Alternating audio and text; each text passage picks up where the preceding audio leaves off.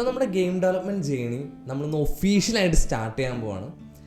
So ഞാൻ പറഞ്ഞിരുന്നു നമ്മുടെ ടാർഗറ്റ് എന്ന് പറയുന്നത് ഒരു ഗെയിം സക്സസ്ഫുള്ളി ക്രിയേറ്റ് ചെയ്യുക എന്നതാണ്. അത് നമ്മുടെ ഫോണിലേക്ക് ബിൽഡ് എടുക്കുക, അതാണ് നമ്മുടെ ഫസ്റ്റ് ടാർഗറ്റ്.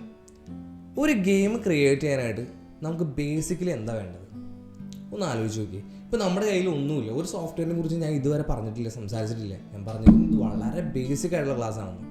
സോ എന്തായിരിക്കും ഒരു ഗെയിം ക്രിയേറ്റ് ചെയ്യാനായിട്ട് നമുക്ക് വേണ്ടത്? Yes, game engines.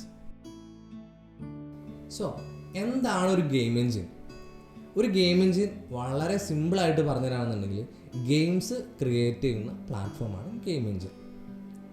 വളരെ ഈസിയാണ്. ഇപ്പോൾ നിങ്ങൾ ആലോചിക്കേണ്ടാവും, എന്തിനാണ് ആദ്യമേ തന്നെ നമ്മൾ ഗെയിം എൻജിനെ കുറിച്ച് പഠിക്കുന്നത്?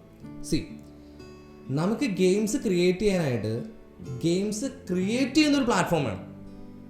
അതായത് നമ്മൾ ഗെയിം ഡെവലപ്പേഴ്സാണ്, നമുക്ക് ക്രിയേറ്റ് ചെയ്യേണ്ടത് ഗെയിമാണ്. അപ്പോൾ നമ്മൾ പഠിക്കേണ്ടത് ആ ഗെയിം എങ്ങനെ ക്രിയേറ്റ് ചെയ്യുക എന്നുള്ളതാണ്. ഗെയിംസ് ക്രിയേറ്റ് ചെയ്യുന്നൊരു പ്ലാറ്റ്ഫോമാണ് ഗെയിം എൻജിൻ. ഇപ്പോൾ ഉദാഹരണത്തിന് ഒരു ഫാക്ടറി പോലെ നിങ്ങൾ സങ്കല്പിക്കാം. ഒരു ഫാക്ടറിയാണ് ഗെയിം എൻജിൻ. ആ ഫാക്ടറിയിൽ നിന്ന് നമുക്ക് ഉണ്ടാക്കിയിടുന്ന ഓരോ പ്രോഡക്റ്റ്സാണ് ഗെയിംസ്. ഇപ്പോൾ ഉദാഹരണത്തിന് കോഹ്ലിനെ എന്തുകൊണ്ടാണ് നമ്മൾ റൺ മെഷീൻ എന്ന് വിളിക്കുന്നത്? കോഹ്ലി എന്താ ചെയ്യുന്നത്? കോഹ്ലി റൺസ് പ്രൊഡ്യൂസ് ചെയ്തുകൊണ്ടിരിക്കുകയാണ്. സോ റൺസ് പ്രൊഡ്യൂസ് ചെയ്യുന്ന ആ ഒരു ഫാക്ടറിയാണ് കോഹ്ലി എന്നുണ്ടെങ്കിൽ ഗെയിംസ് ക്രിയേറ്റ് ചെയ്യുന്ന ആ ഒരു പ്ലാറ്റ്ഫോമിന് പറയുന്ന പേരാണ് ഗെയിം എൻജിൻ. സോ ഗെയിം എൻജിൻ്റെ പ്രാക്ടിക്കൽ എക്സാമ്പിൾ പറയുന്നുണ്ടെങ്കിൽ, ഗെയിം കളിക്കുന്ന ആളുകൾ ശ്രദ്ധിച്ചിട്ടുണ്ടാവും, ചില ഗെയിംസ് കളിക്കുമ്പോൾ അതിൻ്റെ സ്റ്റാർട്ടിങ്ങിൽ മെയ്ഡ് വിത്ത് യൂണിറ്റി, അല്ലെങ്കിൽ ചില ഗെയിംസിനകത്ത് മെയ്ഡ് വിത്ത് അൺറിയൽ, ഗോഡോട്ട്, അങ്ങനെ ചില ബ്രാൻഡിങ് ഗൈഡ്ലൈൻസോ അല്ലെങ്കിൽ ചില ലോഗോസ് നമുക്ക് കാണാൻ പറ്റും. ഇതെന്താണ് മീൻ ചെയ്യുന്നത്?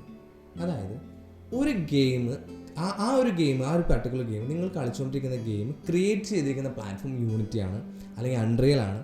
അങ്ങനെ അത് മനസ്സിലാക്കാൻ വേണ്ടിയാണ് ആ ഒരു പർട്ടിക്കുലർ ലോഗോ അതിന് വേണ്ടി യൂസ് ചെയ്തിരിക്കുന്നത്. ഇപ്പോൾ തന്നെ നിങ്ങൾക്ക് ഗെയിം എൻജിൻ്റെ എക്സാമ്പിൾ ഒറ്റയടിക്ക് പറയാൻ പറ്റും. യൂണിറ്റി, അൺറിയൽ, അങ്ങനെ പല പല എക്സാമ്പിൾസ് ഉണ്ട്.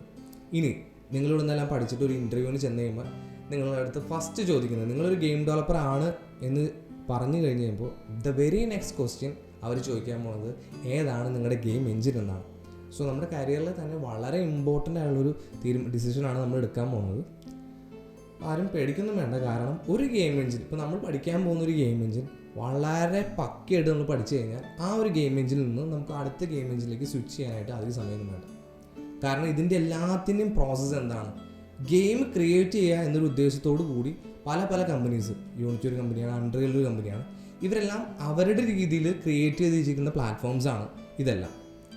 സോ ഒരു പ്ലാറ്റ്ഫോം നമ്മൾ കറക്റ്റായിട്ട് മാസ്റ്റർ ചെയ്ത് കഴിഞ്ഞ് കഴിഞ്ഞാൽ അതിൽ നിന്ന് അടുത്തൊരു പ്ലാറ്റ്ഫോമിലേക്ക് സ്വിച്ച് ചെയ്യാനായിട്ട് നമുക്ക് പ്രത്യേകിച്ച് കുഴപ്പമൊന്നും ഉണ്ടാവില്ല. ഇപ്പോൾ iOS യൂസ് ചെയ്യുന്ന ആളുകൾ ആൻഡ്രോയിഡ് ഫോൺ ഉപയോഗിക്കുമ്പോൾ ഉണ്ടാവുന്ന തപ്പൽ മാത്രമേ ഉണ്ടാവുള്ളൂ.